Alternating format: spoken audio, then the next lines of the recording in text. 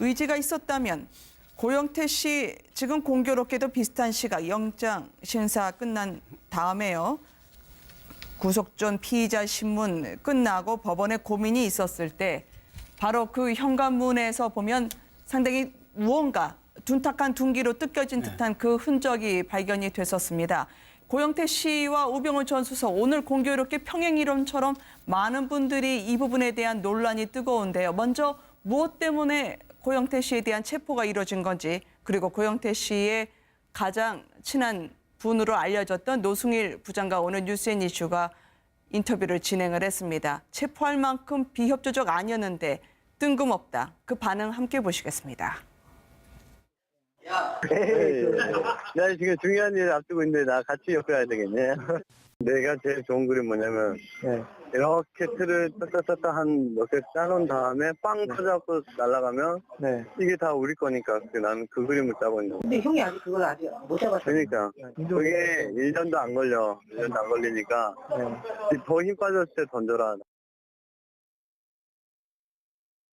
경찰한테도 제가 월요일날도 전화해서 야 수요일날 약속이 있는데 같이 갈래 했었거든요. 그랬더니 자기 지금 그 검찰 연락 기다리고 있다고 약속은 못 가겠다고 같이 그렇게 얘기했어요. 영치하고 저는 많이 가져가서 알지만 언제 들어오는지도 몰라요.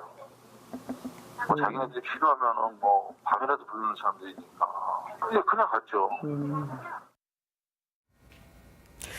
우병우 전 수석은 풀려나온 날 고영태 씨는 검찰에 들어가야 했습니다. 물론 법 집행은 엄중하게 이루어져야 되겠죠. 2천만 원이 문제라고 하던데요. 세관장 인사 과정에서 받은 게 아니냐. 알선수재를 이야기하던데 저 현관문을 보면서 어떤 생각이 드시나요, 교수님? 진짜 고영태 씨도 저는 수사를 당연히 받아야 하고 비리가 있다면은 그에 따라서 응분에 법적 처벌을 받아야 한다고 보는데 정말 검찰이 고영태 씨를 그렇게 문을 부수고 들어가면서까지 긴급하게 체포할 그러한 필요성과 정당성이 있었느냐. 네.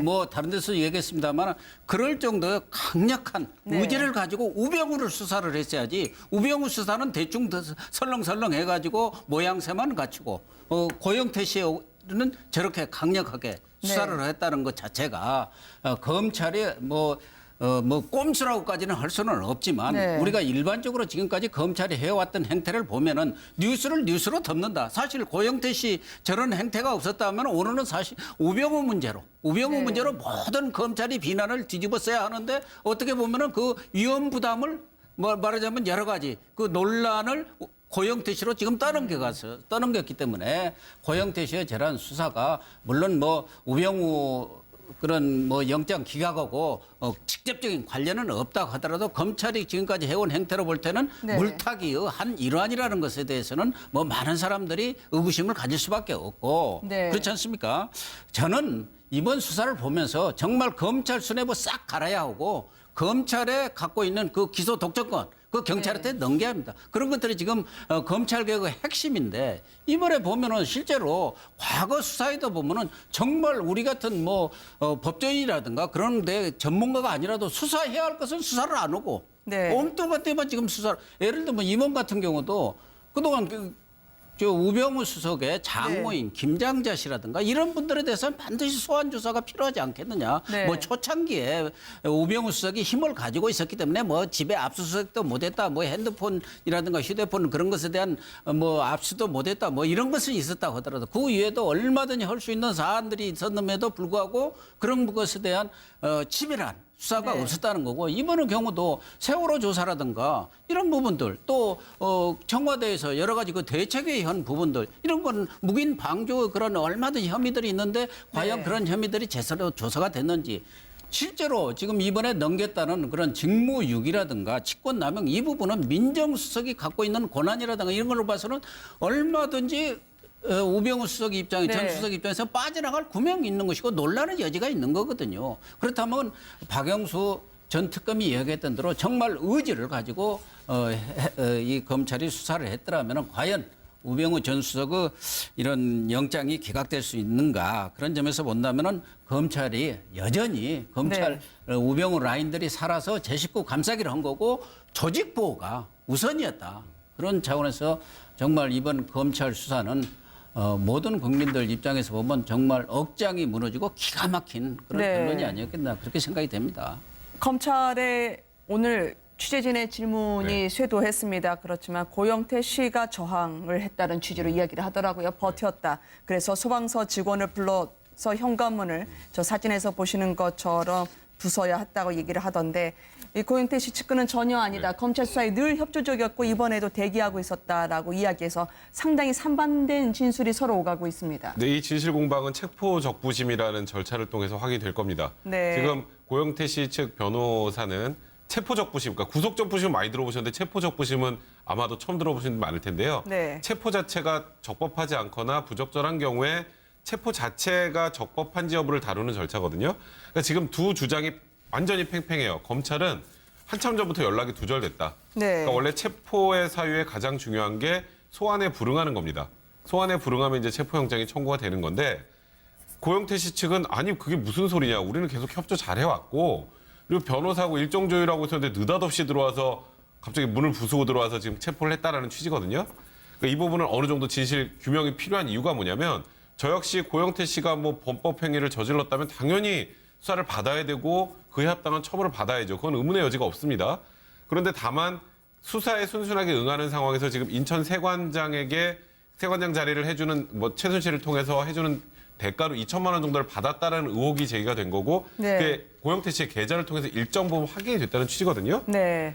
그 부분에 대한 합당한 처벌을 받으면 되는데 그게 이제 체포 사유가 될 만한 정도 수준의 범죄는 일단 아직은 아닌 거로 보이는데 네. 검찰이 그게 무리한 게 아까 말씀하셨던 것처럼 혹시라도 우병우 수석의 이 영장 청구하는 것과 맞물려서 일어난 행위라면 이거는 정말 검찰이 비난받아 마땅한데 그게 네. 아니라 정말 검찰의 얘기대로 수사를 진행하는 과정에 수사에 제대로 협조하지 않아서 어쩔 수 없이 체포를 해야 되는 상황이었다면 이 부분은 우병우 수석의 수사 문제와는 좀 별도로 봐야 된다. 이렇게 판단하면 될 것 같습니다. 한 말씀 저도 네네. 덧붙일 것은 물론 고영태 씨에 대해서 수사도 해야 하는데 네. 고영태 씨가 실질적으로 뭐 그 동기 순수성 여부를 떠나서 네. 이런 국정농단 사태에 대해서 제보를 해갖고 이 본질적인 수사가 이루어진 것이고 그에 따라서 수사 과정에서도 충분히 협조를 해왔지 않습니까? 네. 그런 점들을 충분히 검찰 수사에서 참작이 돼야 하는데 그런 것은 전혀 아니고 아무런 이런 국정농단 사태가 어떻게 벌어졌고 거기에 따라서 이 고영태 씨의 제보로 이렇게 이루어진 그런 부분은 전혀 없이 단순한 무슨 사기범을 수사하듯이 하고 있는 그 검찰의 태도가 네. 정말 뉴스를 덮는다. 그동안 검찰이 해왔던 그런 행태에서 한 발짝도 못 나가고 있다. 그런 점이 정말 검찰이 비난을 받아야 한다. 그런 것이죠. 근데 반대로 또 생각할 네. 수도 있어요. 뭐냐 고영태가 그동안에 그 제보를 했는데 내부자 뭐 내부 고발자인데 고발. 네. 또 하나 문제는 그 내부 고발의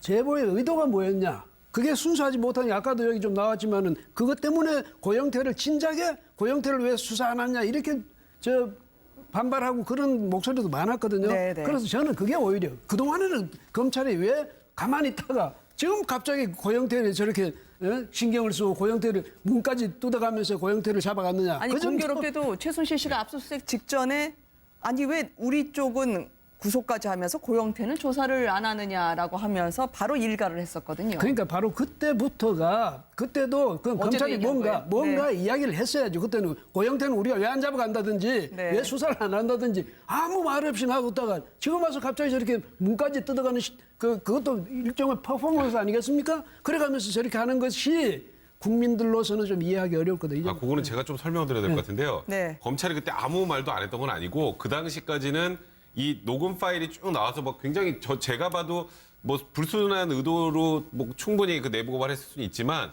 그 얘기하는 그것만 가지고는 형사처벌이 안 된단 말이에요. 그러니까 실제 범죄 혐의를 최근에 포착한 게 그 고영태의 계좌에서 수상한 자금으로 발견됐기 때문에 지금 수사를 시작을 한 거고요. 다만 수사는 저는 아까 고영태 관련된 말씀하셨던 것 중에 그 어쨌건 고발을 해서 이렇게 국정농단 사건이 밝혀졌다라는 부분은 그 부분 때문에 범죄를 한 것 자체를 덮는 건 아니고 네. 그건 나중에 양형 단계나 이제 그 구형 단계, 검찰 구형 단계에서 이제 참작하면 될 문제라는 생각이 들고요. 그러니까 이 부분 이제 고영태와 관련된 부분은 국정농단과 무관하다는 거 일단 선을 하나 한번 그어야 될 것 같고 그리고 개인적 비리와 관련돼서는 수사를 해야 된다는 취지고 다만 조금 전에 아까 말씀하셨던 것처럼 이 긴급 체포하는 과정에서 막 문을 뜯고 하는 게 적법한 매뉴얼을 따라서 이루어졌다고 하더라도 지금 변호인과 고영태 변호인과 검찰 입장이 다르잖아요. 그 부분을 정확하게 확인해 보면 검찰이 어떤 의도를 가지고 이런 행동을 했는지 명확하게 알 수 있다. 그런 취지입니다. 저는 백 변호사님 말씀이 약간 이해가 안 되는 게 저는 비전문가니까. 그런데 뭐냐면요. 네. 그거는 이 검찰이 조사할 혹은 수사할 그 문제가 아니다 이렇게 말씀 단언하셨는데 그 제안이 참 거기서 했던 그 의도가 녹음이 돼서 그동안 나왔잖아요. 네. 그 자체가 그 이후에 그냥 유야무야 됐다면 그건 물론 말로만 끝났을 수 있는데 거기 말했던 것이 실제로 행해졌다 이 말이에요. 그렇잖아요. 뭐 자기가 이걸 먼저 터뜨린다 뭐 어떻게 한다는 네. 것이 바로 그 점에서 검찰은 적어도 그 점에 대해서 진위를 파악한다든지 경과를 파악한다든지 이 정도의 노력은 기울였어야 됐다 이 말이죠. 어쨌든 시점상에 하나만 더 들어보고 저희가 네. 이야기를 이어갈게요. 노승일 부장의 이야기는 공교롭게 어떻게 이 시점 시선 돌리기 아닐까라고 하면서 앞으로 이 같은 주장을 계속할 것임을 내비쳤습니다. 함께 보시겠습니다. 이게 또 공격 때도 우병우가 기각되는 날 그럼 고영태는 9시 반 저도 기사를 지금 읽었는데 9시 반에 지금 압수수색이 들어갔다 뭐 이렇게 나오니까 그럼 뭐 시선 돌리기 아니냐. 제가 생각하는 의도는 그거 같아요. 우병우는 살아 있습니다. 그래서 제가 오늘 아침에 집사람한테도 얘기했는데 우병우 살아있네 이걸로. 우병우 살아있네라는 여운이 남는 대목의 인터뷰를 진행했었습니다. 네. 네, 사실 변호사님. 저는 저 부분과 관련해서는 저는 음모론은 사실 네. 별로 신뢰를 하지 않기 때문에 지금 아까 조금 전에 말씀하셨던 것과 제가 확인을 해드려야 되는 게 녹취록이 헌재에서 공개가 됐는데 그거는 그 전부터 검찰이 갖고 있었고요. 검찰이 조사하는 과정에서 아까 빵 터트린다 그렇게 얘기한 거는 범죄가 아닙니다.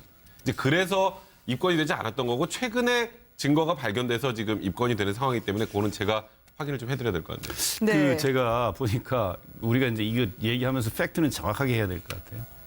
그러니까 검찰이 입장을 얘기한 게 특수본 수사와는 관계없다. 이 별개의 건이라고 얘기했습니다. 이건 네. 그냥 믿어주는 게 좋을 것 같아요. 네네. 그러니까 국정농단 게이트와 관련해서 수사를 하게 된다면은 소위 태극기 집회에서 주장했던 걸 검찰이 받아버리는 결과가 되는 건데 실제 그 체포한 이유가 두 가지 아닙니까? 알선수재 2천만 원 받은 문제하고 사기죄가 같이 있습니다. 추가로 한두 개 더 있다 그랬죠? 사기죄 네. 이제 주식 관련돼서 사기죄가 있는 것이 경찰 수사에서 사실 이 사기죄는 무혐의 처분이 됐습니다. 네. 그럼에도 불구하고 사기죄를 같이 걸어서 했다는 것은 일단 의구심이 생기는 거고 수사 체포한 시점 자체도 의구심.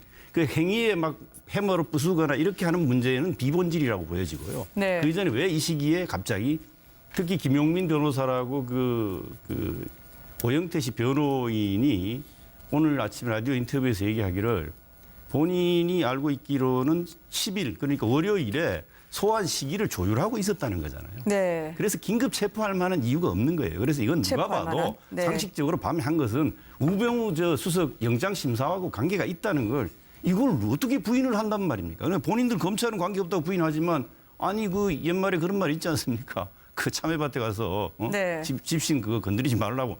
그러니까 그걸 한번 검찰이 바보가 아닙니다. 절대 모를 리 없고요. 아까 우리 고영신 교수님 말씀처럼요. 유수로 덮으려고 했다는 뭐 본인들이 시인은 안 하겠죠, 검찰은. 그러나 국민이 바보가 아닙니다. 검찰은 정말 이런 식으로 이상한 방법으로 이렇게 상황을 난처한 처지를 가리려고 하면 안 되고요. 제가 거듭 강조합니다만은 우병우 씨에 대해서는 영장 재청구 하셔야 돼요, 검찰. 그렇지 않으면요. 정말 제가 거듭 강조하는데 검경 수사권 분리 문제뿐만 아니라 검찰 개혁, 고위공직자 수사 비리처 이거 다 나오고요. 김순남 검찰총장님, 이영렬 서울중앙지검장님 의심받습니다. 이거 정말 모르시겠어요, 정말로? 보통은 재청구해야 돼요, 재청구. 이런 영상 메시지는 이준공 교수님의 이 독자적인 자산이었는데 오늘 이재경 교수님이 같이 함께 하시네요. 이거 좀 약간 네. 화가 나요, 저는 약간. 이재경 교수의 그런 네. 영상 메시지가 아니라 네. 국민들의 국민의 모든 메시지라고 저는 생각해요. 아마 네. 저걸 보면서 모든 국민들이 검찰이 이 정도인가 네. 아마 기가 막힐 거예요. 그러게 말입니다. 그러니까 검찰 내에 있는 몇 사람들만 소위 말하자면은 우병우 라이라는 사람들만 아니라고 지금 하는 것이지. 네. 대다수 국민들은 정말 이 국정농단의 마침표는 결국 우병우 씨에 대한 단죄라고 다들 생각하고 있었거든요. 아, 물론 그 여기서요. 이야기를 지금 하고 한 있는 말씀 꼭 제가 추가로 네. 보태고 싶은 것은 정말 검찰이 그 숫자가 많지 않습니까? 검사들 일선에서 네. 경무에 시달리면서 밤새워 일하는 검사 후배들 저 많이 후배들 알고 있고요. 제 동기들도 그랬고 제 선배들도. 근데 이런 정치 검찰들 때문에 검찰 전체가 욕먹고 있다는 사실도 검찰 내부에서도 아마 젊은 검사들, 개혁적인 생각을 갖고 정도를 걷는 검사들 이번 건을 놓고 그냥 있으면 네. 안 돼요. 문제 제기를 해야 됩니다. 의지가 있었다면 고영태 씨 지금 공교롭게도 비슷한 시각 영장 심사 끝난 다음에요. 구속 전 피의자 신문 끝나고 법원에 고민이 있었을 때 바로 그 현관문에서 보면 상당히 무언가 둔탁한 둔기로 뜯겨진 듯한 그 흔적이 발견이 됐었습니다. 고영태 씨와 우병우 전 수석 오늘 공교롭게 평행 이론처럼 많은 분들이 이 부분에 대한 논란이 뜨거운데요. 먼저 무엇 때문에 고영태 씨에 대한 체포가 이루어진 건지 그리고 고영태 씨의 가장 친한 분으로 알려졌던 노승일 부장과 오늘 뉴스앤 이슈가 인터뷰를 진행을 했습니다. 체포할 만큼 비협조적 아니었는데 뜬금없다. 그 반응 함께 보시겠습니다. 나 지금 중요한 일 앞두고 있는데 나 같이 엮어야 되겠네. 내가 제일 좋은 그림 뭐냐면 이렇게 틀을 떴다 한 몇 개 짜놓은 다음에 빵 터져갖고 날아가면 이게 다 우리 거니까 나는 그 그림을 짜고 있는 거야. 근데 형이 아직 그걸 아직 못 잡았어. 그러니까 그게 1년도 안 걸려. 1년도 안 걸리니까 더 힘 빠졌을 때 인데 이번에 보면은 실제로 과거 수사에도 보면은 정말 우리 같은 뭐 법조인이라든가 그런데 전문가가 아니라도 수사해야 할 것은 수사를 안 하고 네. 엉뚱한 때만 지금 수사를 예를 들면 임원 같은 경우도 그동안 저 우병우 수석의 장모인 김장자 씨라든가 이런 분들에 대해서는 반드시 소환 조사가 필요하지 않겠느냐. 네. 뭐 초창기에 우병우 수석이 힘을 가지고 있었기 때문에 뭐 집에 압수수색도 못했다, 뭐 핸드폰이라든가 휴대폰 그런 것에 대한 뭐 압수도 못했다, 뭐 이런 것은 있었다고 하더라도 그 이외에도 얼마든지 할 수 있는 사안들이 있었음에도 불구하고 그런 것에 대한 치밀한 수사가 네. 없었다는 거고 이번의 경우도 세월호 조사라든가 이런 부분들 또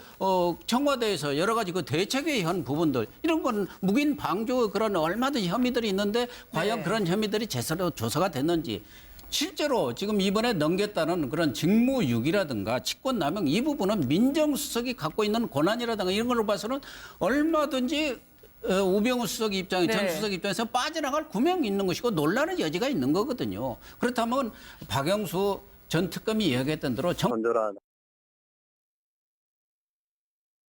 영재한테도 제가 월요일 날 전화해서 야 수요일 날 약속이 있는데 같이 갈래 했었거든요.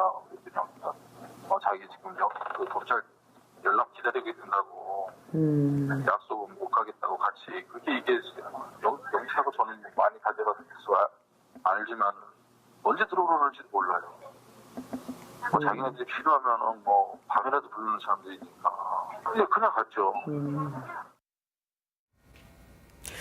우병우 전 수석은 풀려나온 날 고영태 씨는 검찰에 들어가야 했습니다. 물론 법 집행은 엄중하게 이루어져야 되겠죠. 2천만 원이 문제라고 하던데요. 세관장 인사 과정에서 받은 게 아니냐. 알선 수재를 이야기하던데 저 현관문을 보면서 어떤 생각이 드시나요, 교수님?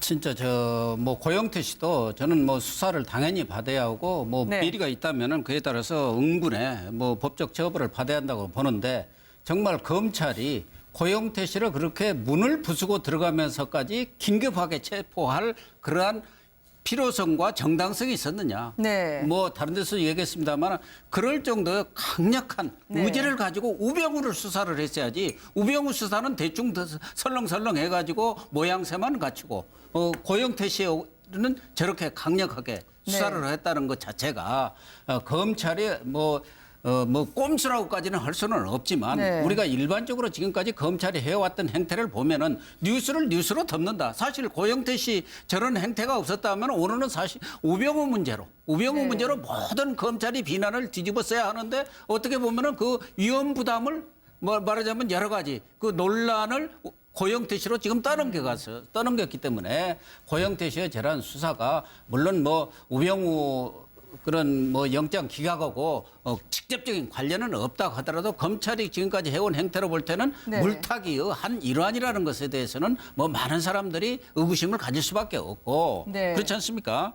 저는 이번 수사를 보면서 정말 검찰 수뇌부 싹 갈아야 하고 검찰에 갖고 있는 그 기소 독점권 그 경찰한테 넘겨야 합니다. 그런 것들이 지금 검찰개혁의 핵심말 의지를 가지고 이 검찰이 수사를 했더라면 과연 우병우 전 수석의 이런 영장이 기각될 수 있는가 그런 점에서 본다면은 검찰이 여전히 검찰 우병우 라인들이 살아서 제 식구 감싸기를 한 거고 조직 보호가 우선이었다. 그런 차원에서 정말 이번 검찰 수사는 모든 국민들 입장에서 보면 정말 억장이 무너지고 기가 막힌 그런 네. 결론이 아니었겠나 그렇게 생각이 됩니다. 검찰에 오늘 취재진의 질문이 쇄도했습니다. 그렇지만 고영태 씨가 저항을 했다는 취지로 이야기를 하더라고요. 버텼다. 그래서 소방서 직원을 불러서 현관문을 저 사진에서 보시는 것처럼 부숴야 했다고 얘기를 하던데 이 고영태 씨 측근은 전혀 아니다. 검찰 수사에 늘 협조적이었고 이번에도 대기하고 있었다라고 이야기해서 상당히 상반된 진술이 서로 오가고 있습니다. 네, 이 진실 공방은 체포적부심이라는 절차를 통해서 확인될 겁니다. 네. 지금 고영태 씨 측 변호사는 체포적부심, 그러니까 구속적부심은 많이 들어보셨는데 체포적부심은 아마도 처음 들어보신 분 많을 텐데요. 네. 체포 자체가 적법하지 않거나 부적절한 경우에